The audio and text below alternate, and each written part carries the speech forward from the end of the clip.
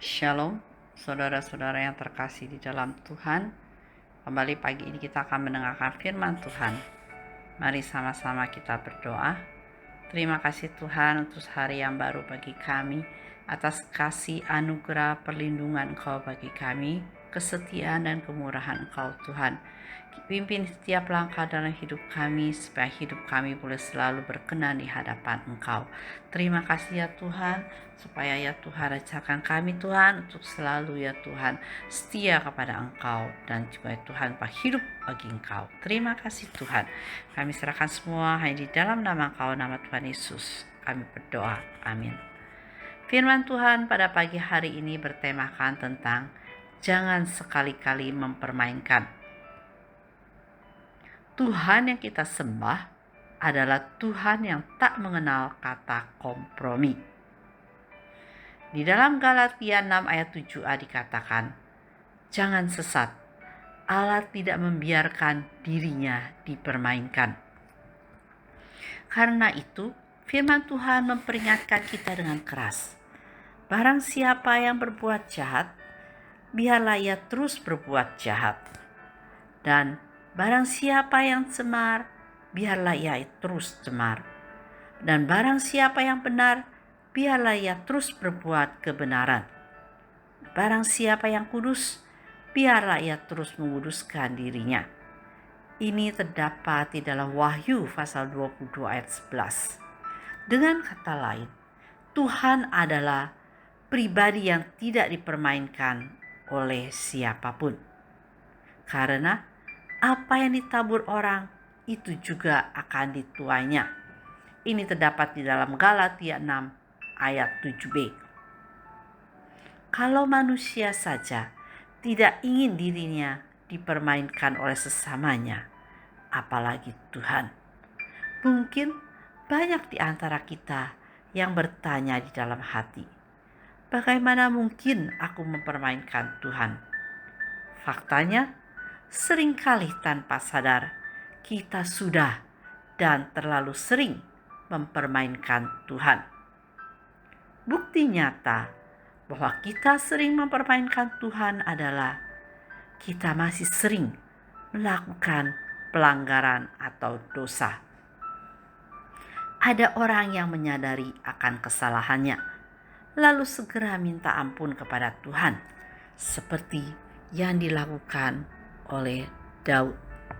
Ini terdapat dalam Mazmur pasal 51.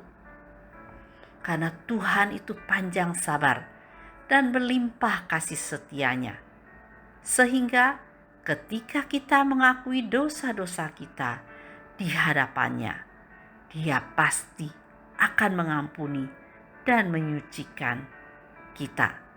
Itu dapat kita baca dalam 1 Yohanes pasal 1 ayat yang ke-9. Tetapi ada orang yang secara sengaja mempermainkan Tuhan. Sudah tahu kebenaran, tapi secara sengaja berbuat dosa. Sudah tahu itu dosa dan bisa menolak dosa, tetapi memilih untuk tetap berbuat dosa. Tetap melanggar firman Tuhan. Orang seperti inilah yang telah mempermainkan Tuhan dan jelas tidak ada pengampunan baginya. Sebab jika kita sengaja berbuat dosa sesudah memperoleh pengetahuan tentang kebenaran, maka tidak ada lagi korban untuk menghapus dosa itu. Ini terdapat di dalam Ibrani pasal 10 ayat yang ke-26.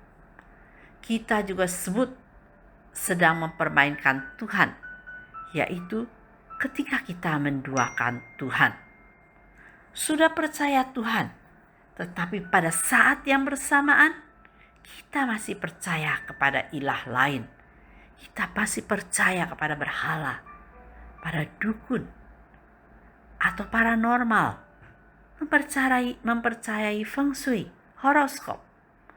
Perbuatan semacam ini membangkitkan cemburu dan sakit hati Tuhan. Mereka membangkitkan cemburunya dengan Allah asing. Mereka menimbulkan sakit hatinya dengan dewa kekejian. Itu terdapat di dalam Ulangan pasal 32 ayat 16. Ini adalah kekejian dan kejahatan besar di mata Tuhan.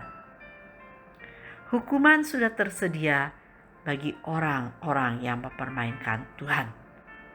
Mari tata hidup kita untuk kita tidak mempermainkan Tuhan, untuk kita selalu setia kepada Tuhan, dan jangan kita menduakan Tuhan, percaya kepada yang lain, tetapi dengan segenap hati mari kita percaya kepada Tuhan, Tuhan yang satu-satunya, Tuhan yang esa, Tuhan yang segala-galanya.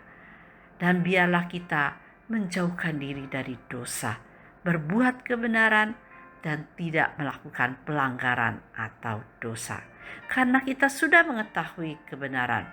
Oleh karena itu, kita jangan mempermainkan Tuhan. Karena tidak akan ada pengampunan bagi yang mempermainkan Tuhan. Karena Tuhan kita adalah Tuhan yang cemburu. Mari dengan segenap hati kita percaya kepada Tuhan dengan segenap iman dan juga dengan segenap hati mengasihi Tuhan. Karena Tuhan adalah Tuhan pencipta kita, Tuhan yang telah mati di kayu salib bagi kita untuk memberikan pengampunan bagi kita sehingga kita beroleh hidup yang kekal. Mari sama-sama kita berdoa. Terima kasih Tuhan atas kasih anugerah Engkau Tuhan, di mana Tuhan pimpin hidup kami Tuhan untuk selalu setia kepada Engkau Tuhan, supaya kami tidak mempermainkan Engkau Tuhan, supaya kami ya Tuhan boleh selalu ya Tuhan mempercayai Engkau dengan segenap hati kami ya Tuhan, dan tidak menduakan Engkau dan tidak mempermainkan Engkau.